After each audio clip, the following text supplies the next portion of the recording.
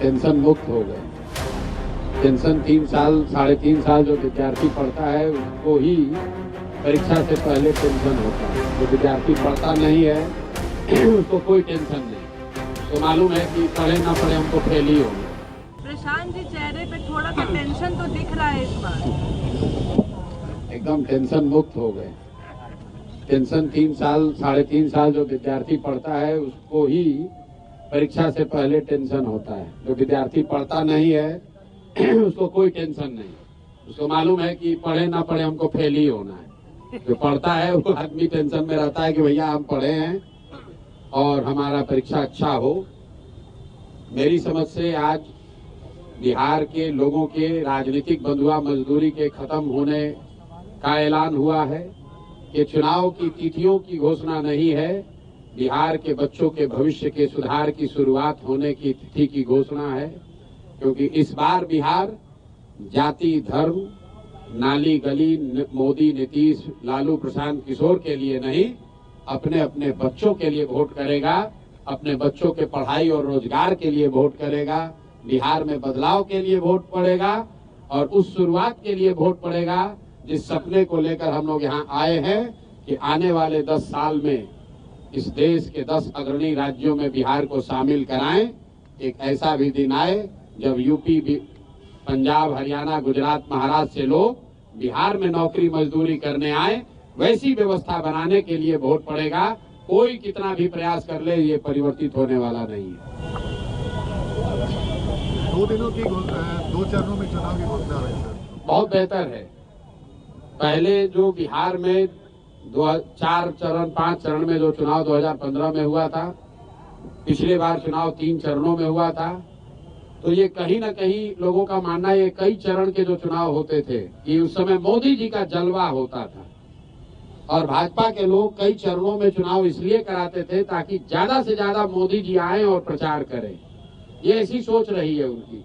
मैं भी उस दल के साथ काम मैंने किया है और हम लोग जानते हैं, इसीलिए ऐसे 8-8 9-9 चरण में चुनाव कराए जाते थे कि ज्यादा से ज्यादा मोदी जी की सभाएं हो सके।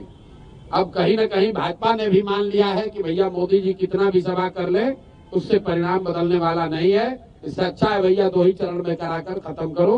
बिहार की जनता ने बदलाव का मन बना लिया है। ना नीतीश जी प्रचार कर सकते हैं, ना मोदी जी के आने से कुछ होने वाला है। बिहार में जिसको प्रचार करना था लोगों ने 2 साल 3 साल कर लिया, सुन लिया।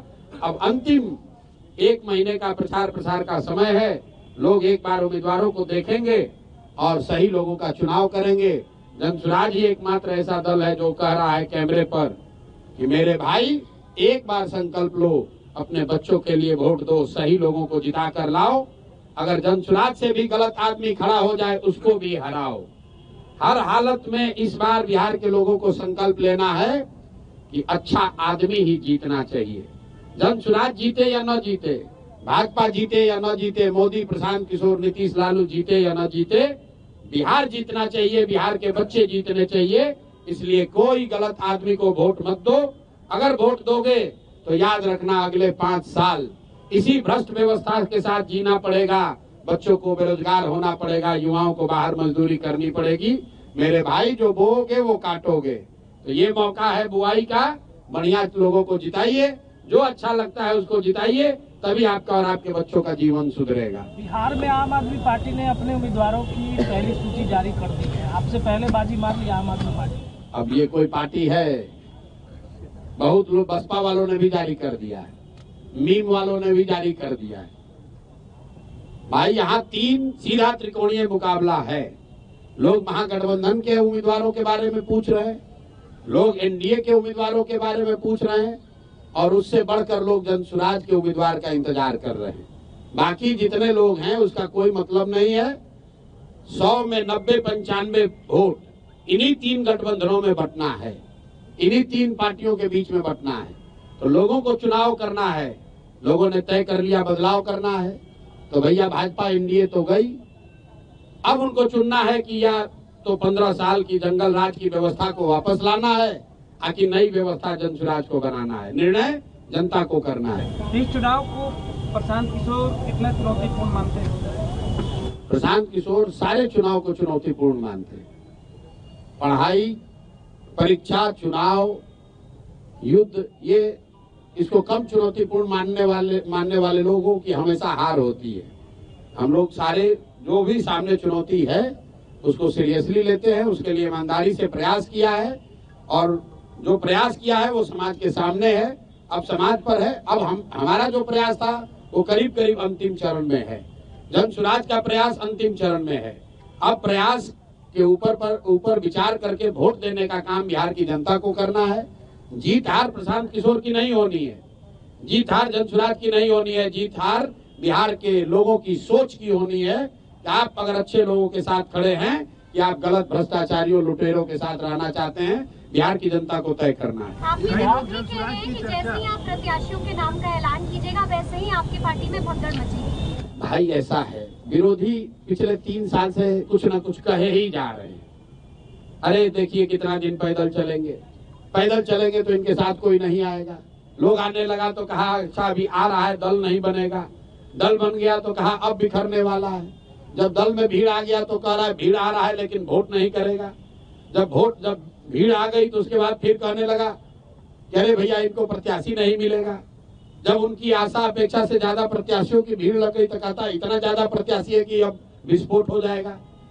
एक भी आदमी कहीं छोड़कर नहीं जाएगा, आप चिंता मत कीजिए। कई लोग जन सुराज की जब भी चर्चा कर रहे हैं तो इस तौर पे कर रहे हैं कि जन सुराज जो है वो नुकसान पहुंचाएगा।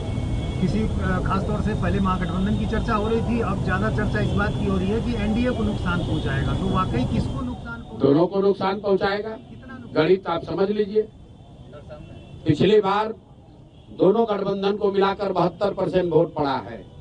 तो जितने आप लोग पत्रकार अनुभवी लोग हैं जो ये कह रहे हैं कि जगह नहीं है, तीसरे का विकल्प का जगह कहाँ है, तो आप समझिए कि पहले तो भाई दोनों गठबंधन को मिलाकर 72% वोट पड़ा है, मतलब 28% लोगों ने तो पहले से ही इनको नकारा हुआ है। तो उस 28% का एक बड़ा वर्ग जो है वो जन सुराज को वोट करेगा। और दूसरा मेरा जो सबसे बड़ा आलोचक है, आपकी गणना को ही मान ले कि भैया दोनों का वोट थोड़ा थोड़ा काटेगा। मान लीजिए आपका जो भी गणना, हमारे पास तो थर्मामीटर है नहीं कि बता दे किसका कटेगा कितना, लेकिन इतना तो सब मान रहे हैं कि दोनों का कुछ ना कुछ नुकसान होगा, किसी का ज्यादा थोड़ा किसी का कम।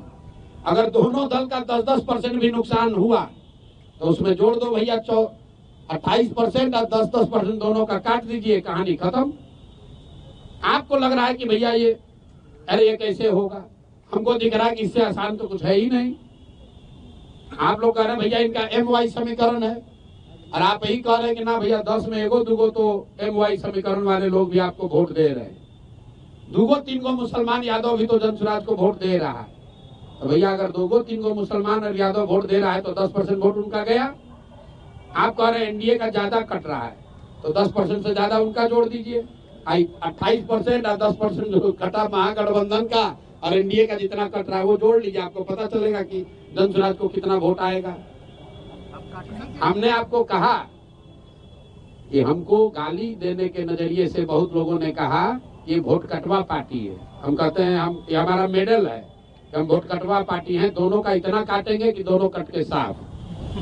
प्रशांत जी, आप चिराग पासवान की तारीफ करते हैं, चिराग पासवान आपकी तारीफ करते हैं, तो क्या कहीं आने वाले दिनों में के बीच में खिचड़ी तो कोई नहीं पक रही है? भाई हम लोग, मैं चावल दाल खाने वाला व्यक्ति हूँ, खिचड़ी खाने वाले लोग नहीं है। न खिचड़ी खाते हैं न खिचड़ी बनाते हैं।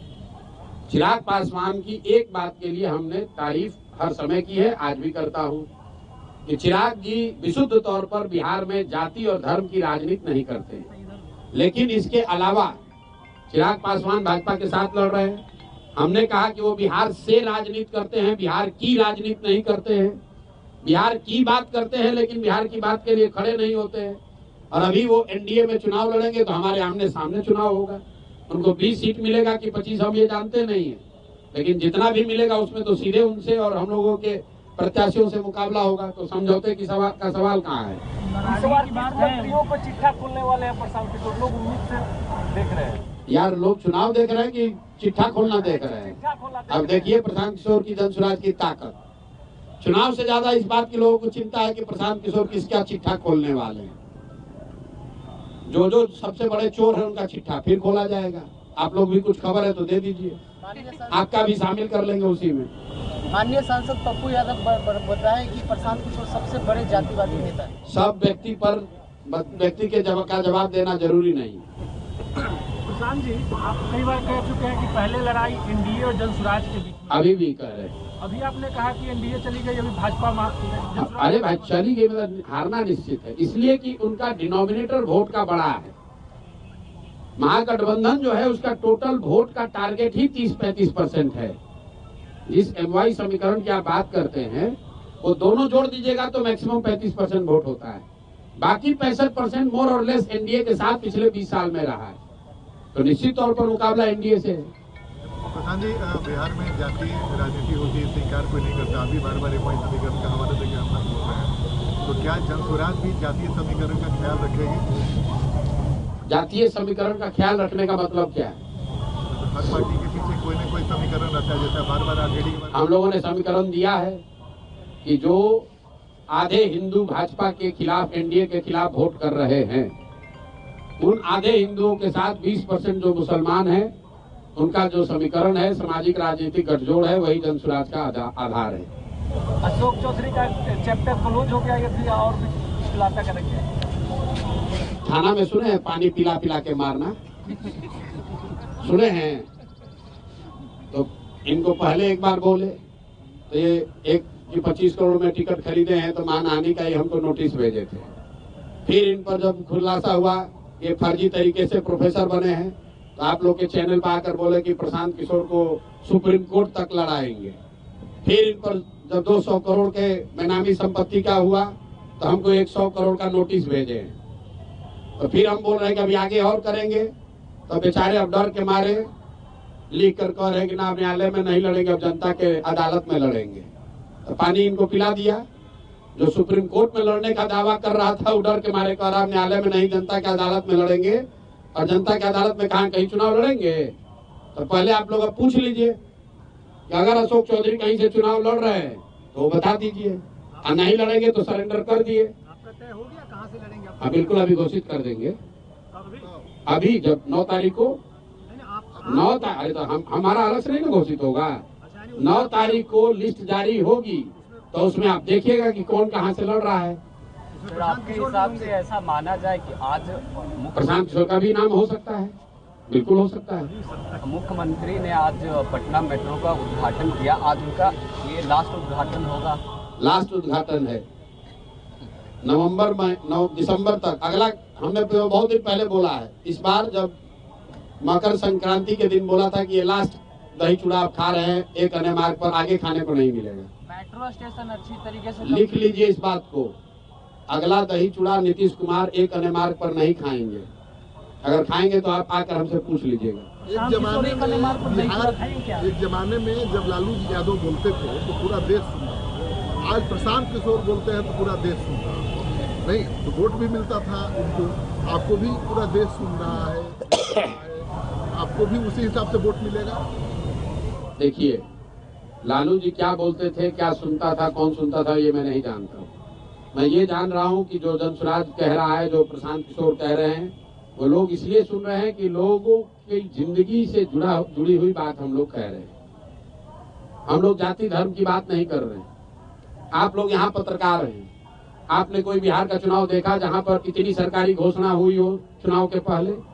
सरकार ने तिजोरी खोल दिया, हर आदमी को एक तरह से सरकारी तरीके से घूस देने का कोशिश किया है। प्रशांत किशोर 1 साल से कह रहे हैं भैया चुनाव आएगा, नेता और सरकार पैसा देगी, 500, 1000, 2000, 5000 रुपया जो पैसा दे पैसा ले लो, लेकिन इससे संतुष्ट नहीं होना। अपने बच्चों के लिए रोजगार पढ़ाई मिले उसका जुगाड़ कर लेना मेरे भाई। 10,000 रुपया दिया है, 1 महीना में खत्म हो जाएगा, लेकिन बच्चे को रोजगार मिलेगा, जीवन सुधर जाएगा। तो नीतीश कुमार की जो सरकार है ये जनता से 5 बरस लूटा है और उसी लूट के पैसे से 2000, 4000 रुपया दे के फिर वोट खरीदने की कोशिश कर रहे हैं। कहीं कोई माहौल नहीं है।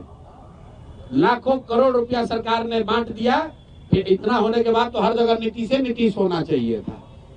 कोई कहीं चर्चा नहीं है, सिर्फ और सिर्फ एक ही बात अभी लेकर बैठे हुए हैं कि जातीय समीकरण है, लालू जी के डर से हमको वोट पड़ जाएगा।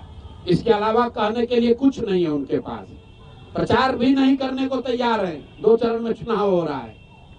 यही भाजपा वाले 2015 में 5 चरण का चुनाव कराए थे, 1.5 महीना चुनाव चला था। अब इतना भी विश्वास नहीं है कि मोदी जी के आने से वोट बदलेगा, तो कहता है चलो भाई जल्दी करा के निपटाओ।